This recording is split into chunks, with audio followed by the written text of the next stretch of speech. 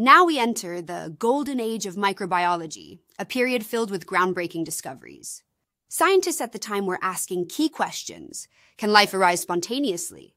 What causes fermentation? What causes disease? And how can we prevent infection and disease? These questions laid the foundation for modern biology and medicine. One major debate was about the origin of life. Could microbes arise spontaneously from non-living matter? Some scientists believed life came from asexual or sexual reproduction, while others, following Aristotle, believed in spontaneous generation, where life springs forth from non-living substances like decaying meat or mud. This idea would soon be challenged with experimental evidence.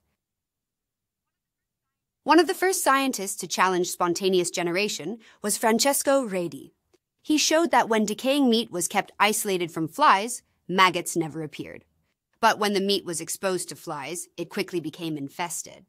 This simple but powerful experiment cast serious doubt on the idea that life could arise from non-living matter. This image visualizes Redi's experimental setup.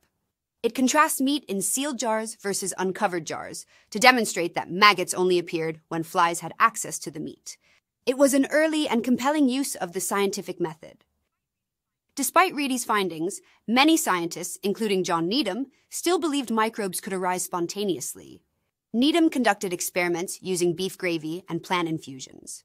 He boiled these mixtures, sealed them, and still observed microbial growth, supporting the spontaneous generation theory at the time. But his methods would later be questioned. Lazzaro Spallanzani repeated Needham's experiments with stricter controls. He boiled the infusions for longer and sealed the flasks more tightly. No microbial growth appeared. He concluded that Needham likely didn't kill all microbes or didn't seal his containers well. Spallanzani argued that microorganisms are in the air and don't arise spontaneously. Critics responded that sealing the flasks removed air needed for life and that overheating might have destroyed a supposed life force source. This is Louis Pasteur, a towering figure in microbiology. He took Spallanzani's work even further with clever experimental designs that silenced critics of his time. Pasteur designed swan-necked flasks to allow air in while keeping dust out. When left upright, no microbes grew. But when the flask was tilted and dust contacted the broth, microbial growth followed within a day. This elegantly disproved spontaneous generation and demonstrated that microbes come from other microbes, floating invisibly in the air. This figure shows Pasteur's ingenious swan-neck flask design. It was the turning point in the spontaneous generation debate and is still one of the most famous experiments in science. These experiments led scientists to develop and rely on the scientific method. First, observe something intriguing. Then, ask a question, propose a hypothesis, test it through experiments, and analyze the results. If the evidence supports the hypothesis, it may become a theory or law. If not, revise or reject it. This method forms the foundation of modern science. This diagram walks through the scientific method visually, an essential tool for all scientists, including microbiologists. If you'd like a deeper explanation of the scientific method in action, check out Dr. Bauman's microbiology video tutor. He walks through each step with examples from microbiology. Let's now explore fermentation, something vital not only to microbiology, but also to winemakers in the 1800s.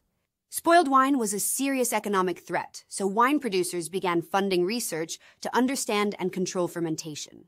The question at the time was, is fermentation caused by chemical reactions with air or by living organisms?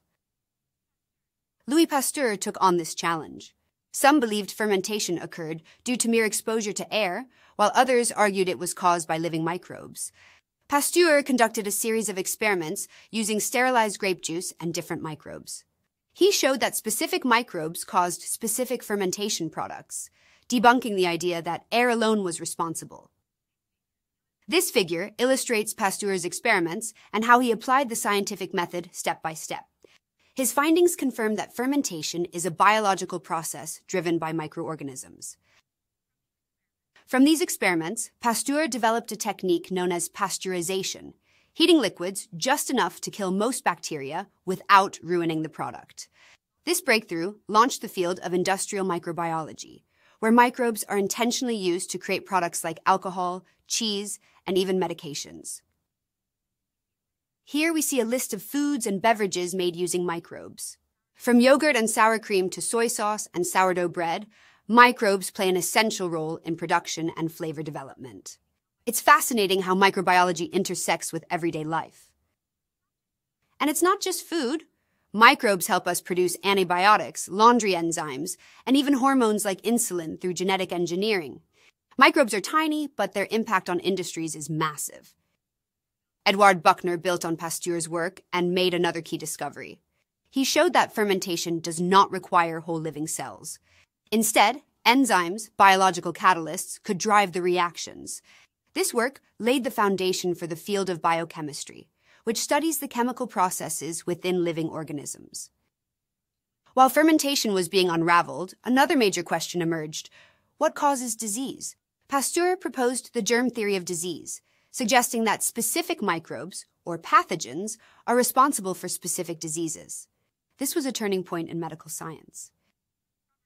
Here's Robert Koch, another legendary figure in microbiology. Building on Pasteur's theory, he developed methods to identify specific microbes responsible for diseases. His meticulous work would revolutionize diagnostics and public health. Koch demonstrated that a specific bacterium causes anthrax. He did this by isolating the bacterium, growing it, and showing it could reproduce the disease when introduced to healthy animals. This marked the birth of medical microbiology and established new scientific standards for linking microbes to disease. Koch didn't stop with discovering the link between bacteria and disease. He developed an entire toolbox for microbiology: simple staining methods, the first photomicrographs of bacteria, and techniques to estimate bacterial numbers. He introduced the use of steam to sterilize media, pioneered the use of petri dishes, and emphasized growing pure cultures. These methods are still in use today. Fanny Hesse, the wife of one of Koch's assistants, made a critical suggestion: using agar instead of gelatin for culture media. Agar doesn't melt as easily, making it ideal for growing bacteria in petri dishes. Her contribution helped standardize microbiology techniques. This image shows bacterial colonies growing on agar plates. Each dot represents a colony that originated from a single bacterial cell, enabling scientists to isolate and study specific strains. Koch also established 4 criteria, known as Koch's postulates, to determine if a microorganism causes a disease. First, the suspected pathogen must be found in every case of the disease, but not in healthy individuals. Second, it must be isolated and grown outside the host. Third, the cultured pathogen must cause disease when introduced into a healthy host. Fourth, it must then be re-isolated from the newly diseased host. These postulates remain a cornerstone in disease research. This table showcases other scientists of the Golden Age who discovered disease-causing agents. For instance, Theodor Escherich discovered E. coli. Alexandre Yersin identified Yersinia pestis, the cause of bubonic plague, and Walter Reed confirmed that a virus causes yellow fever. These discoveries built the foundation of infectious disease research. Another powerful tool is the Gram stain, developed by Hans Christian Gram. It's one of the first steps in bacterial identification. This staining technique differentiates bacteria based on the composition of their cell walls. Gram-positive bacteria stain purple, while Gram-negative bacteria stain pink. Here's what Gram staining looks like under a microscope. Notice the vivid purple and pink contrasts, which immediately help us determine the type of bacteria present and guide further analysis. Beyond discovering microbes, scientists like Semmelweis, Lister, and Nightingale focused on prevention. Semmelweis introduced hand-washing in hospitals, Lister developed antiseptic surgical techniques, and Florence Nightingale revolutionized nursing by emphasizing hygiene, reducing death rates dramatically. This portrait of Nightingale honors her as a pioneer in infection control. Her work during the Crimean War saved countless lives and brought hygiene into the medical spotlight. Other trailblazers include John Snow, who mapped a cholera outbreak to a contaminated water pump, launching the field of epidemiology. Edward Jenner developed the first vaccine using cowpox to protect against smallpox. Paul Ehrlich proposed the idea of magic bullets, chemical agents that target pathogens, which led to the field of chemotherapy. This is Lady Mary Wortley Montagu, an early advocate for smallpox inoculation. Before Jenner's vaccine, she observed the practice of variolation in Turkey and brought the idea to Europe. Her work paved the way for later vaccine development. This figure summarizes the explosion of scientific disciplines that emerged during and after the golden age of microbiology. Fields like immunology, epidemiology, virology, and industrial microbiology all trace their roots back to this era of discovery. Now for a reflection question. Why might Florence Nightingale be considered the mother of medical microbiology?